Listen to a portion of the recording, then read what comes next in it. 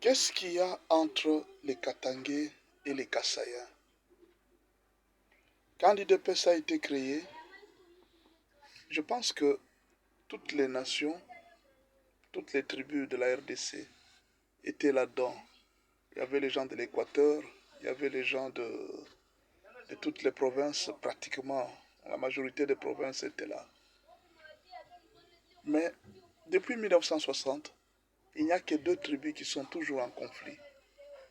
Et leur conflit a toujours causé de nombres de morts et de morts. Et on ne sait pas à qui cela profite.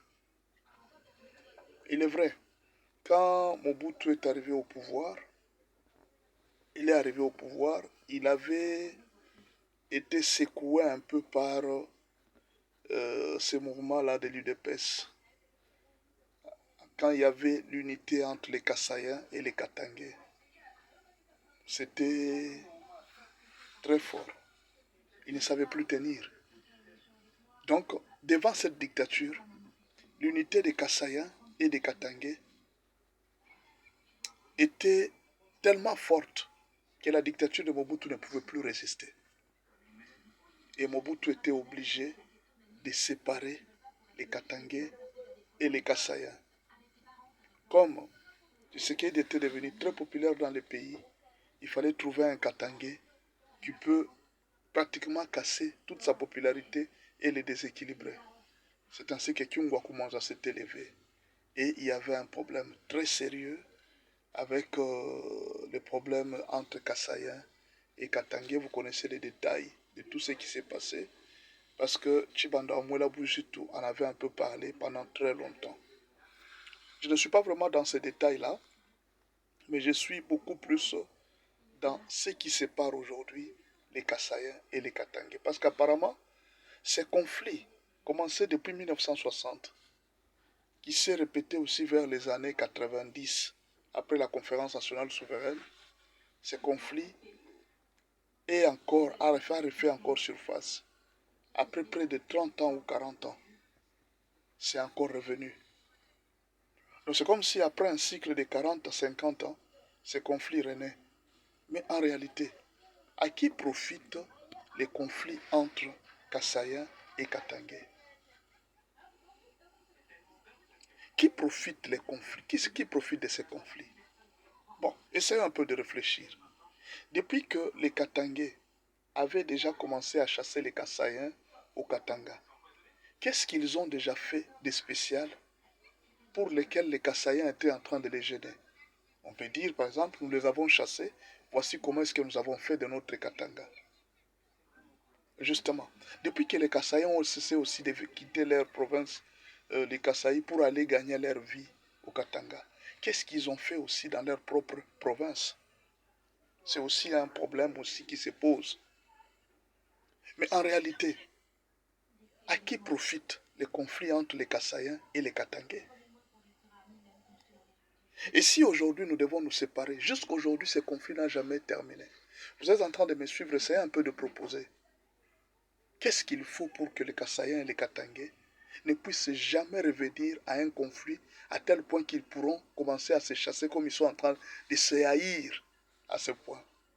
Moi je pense que, d'après moi, je pense qu'il faudra quand même un moment que les notables du Kassai et les notables du Katanga qu'ils puissent se mettre et qu'ils puissent parler.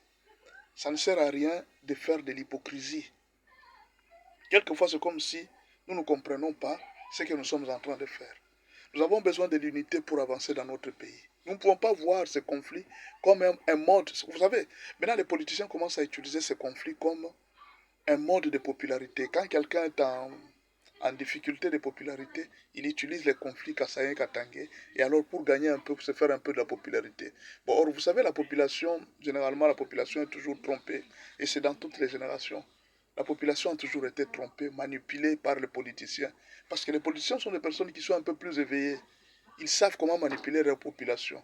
Avec le tribalisme, avec le régionalisme, avec le chauvisme, avec le racisme, l'apartheid et toutes ces politiques, ce sont des moyens pour lesquels les politiciens utilisent toujours pour avoir le pouvoir. Et comme c'est un moyen facile pour avoir le pouvoir, et ce conflit peut perdurer pendant très longtemps. Est-ce qu'il ne faudra pas que les notables du Katanga et du Kasaï puissent se mettre ensemble? Qu'ils se disent un peu, qu'ils se regardent en face. Qu'y a-t-il entre vous et nous? Nous sommes tous les fils d'un même pays. Qu'est-ce que nous vous avons fait? Qu'est-ce que vous attendez de nous? Peut-être les autres diraient quitter seulement notre province. Est-ce que c'est vraiment la solution que les Kassaïens quittent les Katanga? Et les Katangais, vont-ils aussi quitter Kinshasa? Vont-ils aussi quitter Bukavu? Vont-ils aussi quitter Kisangani pour revenir tous au Katanga? Je pense que ce n'est pas une très bonne solution. Ce n'est pas une bonne solution. Nous sommes dans un même pays. Tout le monde est libre de vivre et de s'installer là où il veut. Les Katangais s'installent là où ils veulent.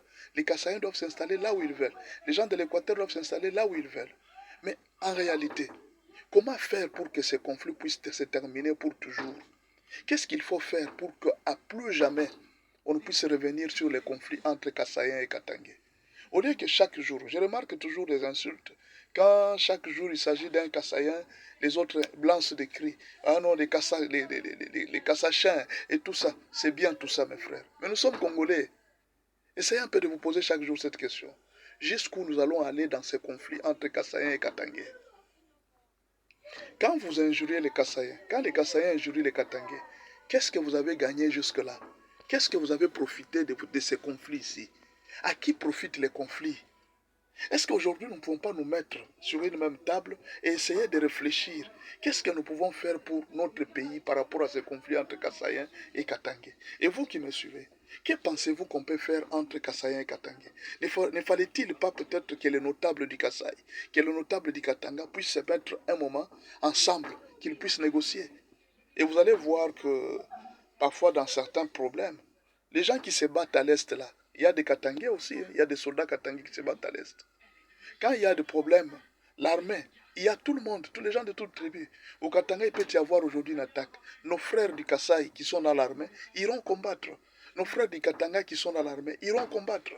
Pourquoi on ne peut pas arriver à ce niveau-là pour dire aux politiciens ça suffit? Pourquoi on ne peut pas prendre des mesures pour dire que tout politicien qui osera utiliser ceci ou cela pour diviser les tribus, ces politiciens-là doivent être jugés sévèrement? Pourquoi ces conflits un jour ne prendront-ils pas fin? Pourquoi doit-on continuer à nourrir, à laisser ces conflits perdurer pendant très longtemps comme si l'histoire ne nous dit rien? Moi, je souhaite aujourd'hui que les notables Kassaïens et les notables Katangais puissent se regarder en face. Que tous les Kassaïens viennent, que tous les notables Kassaïens viennent et tous les notables Katangais se mettent en place, qu'ils prennent des mesures. Quand je suis en train de parler des notables, je ne parle pas du Kasaï avec cette nouvelle configuration de 26 provinces, mais je suis en train de parler du Grand Katanga et du Grand Kasaï. Qu'est-ce que nous pouvons faire, mes frères et mes sœurs? Regardons-nous en frères. Aujourd'hui, nous sommes en train d'aller parler avec Kagame, nous sommes en train de négocier même avec des Rwandais qui sont en train de nous tuer. Nous sommes en train d'aller parler avec eux. Pourquoi ne pas parler aussi avec nos frères? Qu'est-ce qu'il y a entre aujourd'hui les Katangais et les Kasaïens? J'ai vu dernièrement, il y a eu une rencontre pour la négociation entre Katangais et Kassaya. Katangais et Katangais. Mais c'est bien tout ça. Mais vous ne voyez pas que quelque part, il faudra aussi que l'on puisse mettre... Serait-il pas important que l'on puisse dire aujourd'hui à tous les notables du Kasaï et du Katanga de venir se réunir et de se parler en tant que frères? Nous avons besoin de faire développer nos deux provinces. Les Kasaï et les Katanga ont besoin de développement. Il faut reconnaître que jusqu'à ce jour, et les Katanga et les Kasaï, les deux provinces ont besoin de développement. Ça, il faut reconnaître.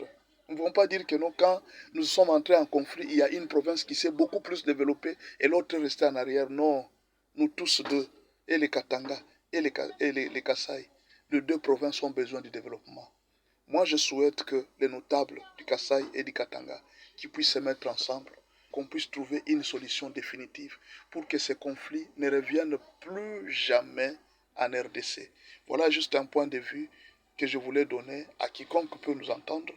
En tout cas, essayons de résoudre ce problème entre Kassaïens et Katangais. Sinon, ça a beaucoup perduré. C'est plus que même la guerre de l'Est que nous sommes en train de faire. Pendant que nous travaillons pour la guerre de l'Est, travaillons aussi pour ces conflits entre Kassaïens et Katangais. Ce sont des frères. Ils ne doivent pas se séparer.